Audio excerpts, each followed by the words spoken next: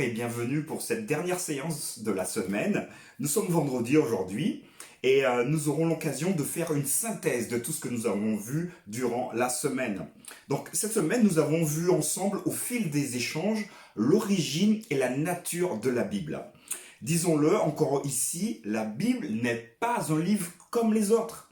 Elle a ses propres règles d'interprétation et ceux qui souhaitent l'interpréter, la comprendre, doivent respecter ces règles. Le verset qui nous a accompagnés durant cette semaine se trouve dans 1 Thessaloniciens au chapitre 2, verset 13. Je vais vous le lire.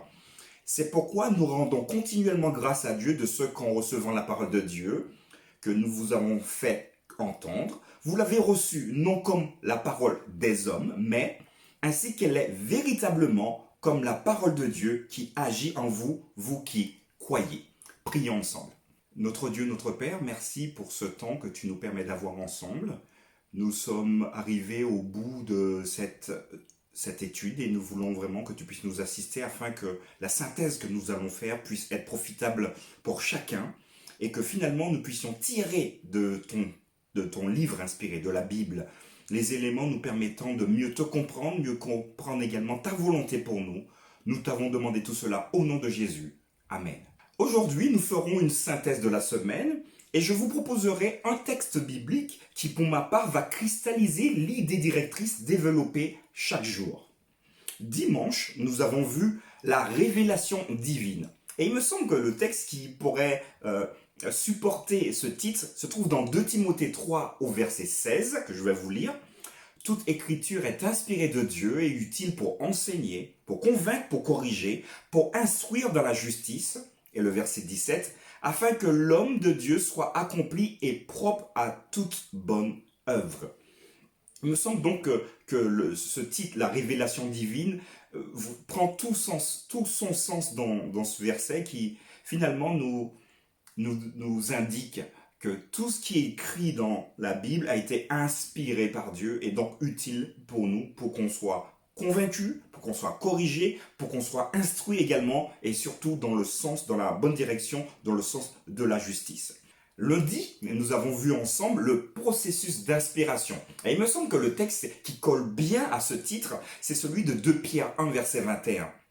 Car ce n'est pas par une volonté d'homme qu'une prophétie a jamais été apportée, mais c'est poussé par le Saint-Esprit que des hommes ont parlé de la part de Dieu. Il me semble que Pierre veut nous dire ici que l'homme ne prend pas l'initiative de la rédaction. C'est Dieu qui va l'utiliser pour qu'il puisse rédiger. Alors il peut recevoir, nous l'avons vu également durant la semaine, par divers vecteurs les paroles de Dieu. Donc il peut être inspiré. Il y en a d'autres qui ont fait des recherches. Donc toutes les possibilités sont ouvertes puisque Dieu, c'est lui qui en est l'initiateur. Mais c'est grâce au Saint-Esprit que des hommes ont parlé de Dieu. Mardi, nous avons vu la parole écrite de Dieu. Et le texte que je vous propose pour synthétiser ce jour, c'est Exode 17, verset 14. L'Éternel dit à Moïse, écris cela dans le livre pour que le souvenir s'en conserve. Et déclare à Josué que j'effacerai la mémoire d'Amalek de dessous les cieux. Alors c'est surtout la première partie du texte qui me semble être intéressant, la parole écrite de Dieu. Donc la première partie, elle est intéressante. Pourquoi? Parce que finalement, l'Éternel dit à Moïse, donc Dieu va donner des instructions pour que ce qu'il révèle aux hommes soit inscrit, soit écrit quelque part. Et là, en l'occurrence, c'était dans un livre. Ça peut très bien être aussi sur des pierres, par exemple, comme on l'a vu pour les 10 commandements, où il y avait 2 tables de pierre où étaient gravées les instructions données par Dieu. Mercredi, nous avons vu le parallèle entre Christ et l'Écriture. Et le verset qui me semble correspondre à ce jour, c'est Jean 1, verset 14, qui va dire « Et la parole a été faite chair, et elle a habité parmi vous, pleine de grâce et de vérité, et nous avons contemplé sa gloire, une gloire comme la gloire du Fils unique venu du Père. » Ici, le logos et la parole, en grec, le logos. Voilà, on voit bien la perspective de Jésus, qui a habité parmi nous, pleine de grâce et de vérité, et nous avons contemplé sa gloire. Une gloire comme la gloire du Fils unique venu du Père. Il me semble ici qu'il est inéluctable de comprendre et d'assimiler le fait que ce soit Jésus, finalement, qui est vraiment le porteur de la parole de Dieu, mais dans son sens le plus développé. Alors, c'est vrai, les autres prophètes ont fait avec les moyens du bord. Donc, il y en a qui étaient très éduqués, donc ils pouvaient proposer un texte très élaboré, d'autres moins. Nous avons dit que l'essence même du texte restait. Mais si nous voulons savoir et connaître Dieu, il suffit simplement de regarder Jésus. Regardez ce que les auteurs ont écrit de lui. Et vraiment, c'est un être extraordinaire, exceptionnel. Enfin, hier, nous avons vu ensemble comprendre la Bible dans la foi. Et le verset que je vais vous proposer, c'est Hébreux 11, verset 6, qui va dire « Or, sans la foi, il est impossible de lui être agréable, car il faut que celui qui s'approche de Dieu croit que Dieu existe et qu'il est le rémunérateur de ceux qui le cherchent. » Finalement, pour la partie de jeudi, on a compris que si quelqu'un n'a pas confiance en Dieu, la foi en Dieu, n'a pas confiance dans cette inspiration du texte, alors bien évidemment, il va comprendre certaines choses, mais il ne pourra pas comprendre l'essence même du texte. Parce que le texte nous le dit, quand nous croyons, quand nous nous approchons de Dieu, Dieu s'approche de nous et finalement il nous récompense. Ça veut dire qu'il nous permet de le découvrir. Il est le rémunérateur de ceux qui le cherchent. Quand nous cherchons Dieu, nous savons qu'il existe, mais on ne le connaît pas très bien. Mais c'est déjà une bonne marche à suivre. Et donc finalement, on va se rapprocher du texte en essayant d'écouter, de regarder. Et par son Esprit Saint, Dieu va nous aider à cheminer pour que nous puissions le connaître et savoir surtout ce qu'il a pour nous. Aujourd'hui, nous verrons quelques éléments supplémentaires finalement pour vous aider, pour m'aider également à mieux concevoir le texte biblique dans son ensemble. Donc, aussi essentielle que soit la Bible à notre foi, elle seule n'aurait aucune valeur spirituelle réelle pour nous sans l'influence du Saint-Esprit dans nos cœurs et nos esprits pendant que nous l'étudions. Une déclaration très claire.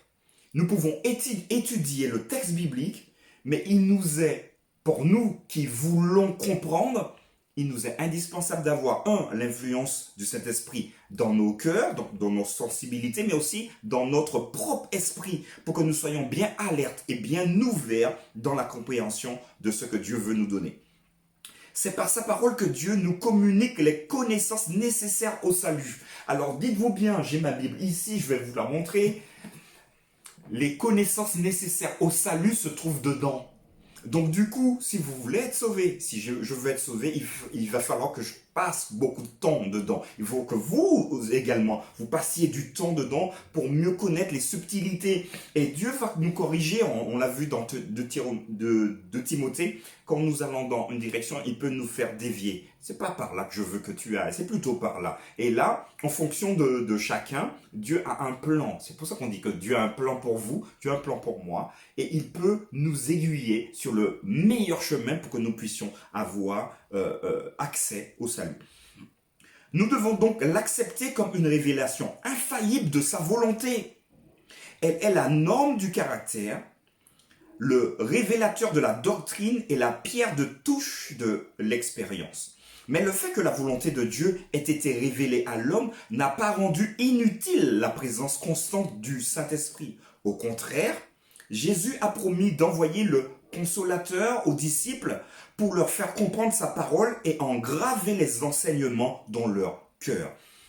Si nous étudions le texte biblique, je crois que ce qui doit nous imprégner, ce sont vraiment tous les enseignements du texte biblique, puisque finalement ces enseignements sont la résultante de ce que Dieu veut nous faire passer. Et comme le Saint-Esprit est l'inspirateur des Écritures, il est impossible qu'il y ait conflit entre lui et la parole écrite. Je vais vous prendre un exemple. C'est assez intéressant de comprendre ça.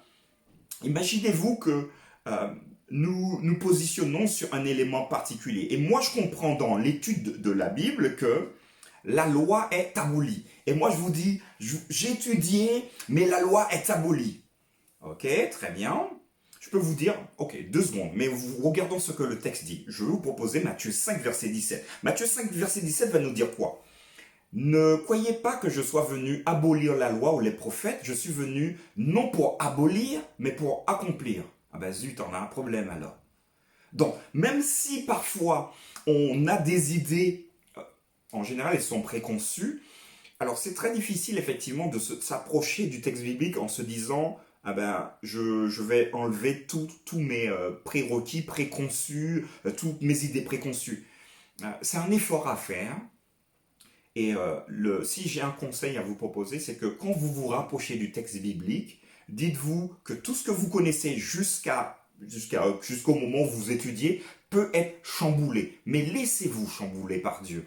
Laissez-vous aller laissez Dieu vous pousser plus loin que ce que vous pensez, ce que nous pensons être. Voilà, j'ai compris tel texte, c'est comme ça et ça va jamais changer. Je crois que c'est une erreur que nous faisons régulièrement qui nous permet de passer à côté de merveilleuses leçons de vie pour chacun. Alors, pourquoi, donc il y a plusieurs questions maintenant de réflexion pour aller plus loin, pourquoi Dieu nous révèle-t-il lui-même sa volonté? Et pourquoi avons-nous besoin de révélation? Euh, 2 questions assez intéressantes. Pourquoi Dieu nous révèle-t-il lui-même sa volonté? Alors, il y a une expression qui dit chaque tête, chaque esprit. C'est-à-dire que autant nous sommes nombreux sur la Terre, je crois qu'on n'est pas loin de 8 milliards, 7 milliards et quelques, il est possible que nous ayons autant d'approches différentes. C'est d'ailleurs pour ça ce qui explique la multiplicité des courants et des communautés chrétiennes. Et pourtant, on part d'un seul livre. On parle de la Bible et pourtant vous avez des milliers on va dire, de religions.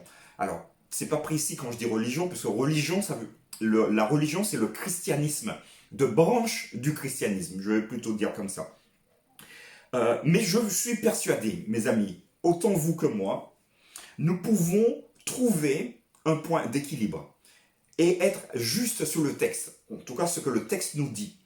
Mais pour cela, il est nécessaire pour vous et pour moi que nous laissions de côté nos prérequis. Vous savez, on a toujours tendance à dire je sais telle chose, et donc finalement, en lisant la Bible, nous aurons plus tendance à aller trouver ce qui nous arrange. Et ce qui nous dérange, on aura plus tendance à passer à côté. Mais ce qui est intéressant, c'est qu'en discutant, on peut mettre sur la table, voilà, il y a ça, moi je le comprends comme ça, comment toi tu le comprends? Et dans la prière et grâce au Saint-Esprit, je suis persuadé que ceux qui travaillent avec un cœur humble arriveront exactement là où Dieu nous demande d'être. Comment Dieu se révèle-t-il lui-même? Donc c'est une question. Alors, c'est intéressant parce que le texte biblique nous propose plusieurs choses. Dieu utilise différents moyens pour révéler quelque chose sur lui-même. Il le fait de manière générale par la nature. C'est-à-dire que quand vous regardez la nature, comment c'est fait, vous vous dites, mais c'est pas possible. Alors c'est vrai que certaines personnes vont dire que c'est le hasard. Hein. Donc, moi j'y crois pas du tout. Moi je crois qu'il y a quelqu'un d'intelligent derrière tout ça qui a donné des règles bien précises pour que quand je regarde une fleur, moi je vous propose de jeter un petit coup d'œil sur les sites de vidéos en ligne, je ne vais pas donner de nom ici, et chercher développement rapide d'une fleur par exemple, ou éclosion rapide. Vous voyez tous les détails d'une rose qui va s'ouvrir avec donc, une vidéo en rapide, mais c'est juste magnifique. Regardez juste un lever de soleil. Je sais pas moi, regardez, la nature nous dit qu'il y a, comme certains disent, un grand architecte derrière tout ça. Le grand architecte, c'est très clair, c'est Dieu lui-même. Donc il se révèle au travers de la nature. Il se révèle également par des rêves. Il l'a fait pour Daniel. Vous pouvez trouver ça dans Daniel 7, verset 1. Il le fait par des visions également. Vous pouvez trouver ça dans Genèse 15, verset 1. Il utilise surtout, mes amis, surtout, il utilise son Fils Jésus-Christ. Moi, c'est vrai, je l'ai répété, mais quand on regarde Jésus, on voit Dieu. Quand on regarde Jésus faire, on voit Dieu. Et quand nous disons que Dieu est amour, ça se voit au travers de Jésus. Jésus, il a tout fait pour que vous et moi, nous soyons sauvés. Alors, probablement, c'est une étude qu'on fera un peu plus tard, être sauvé, mais il nous donne gratuitement que nous n'avons pas pu faire. Ça s'appelle de la substitution. Ce que nous ne pouvons pas faire, il est venu le faire pour nous et il nous l'accorde. Si seulement nous voulons croire en lui et mettre notre confiance, notre foi en lui. Ça nous permet d'avoir cette fameuse vie éternelle. Enfin, le dernier bloc que j'aimerais voir avec vous, Dieu a révélé sa volonté d'une manière puissante dans la Bible. C'est une affirmation.